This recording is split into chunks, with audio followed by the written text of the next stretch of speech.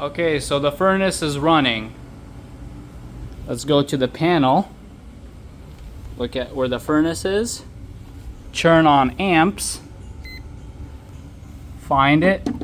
In this case, I know where it's at. 5.5 amps. The furnace is drawing right now. At 120 volts, it's around 660 watts.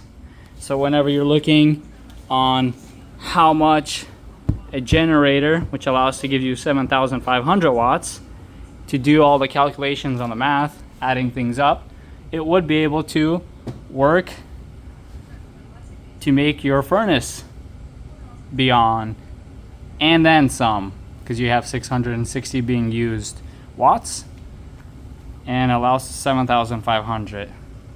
Thank you, give it a thumbs up.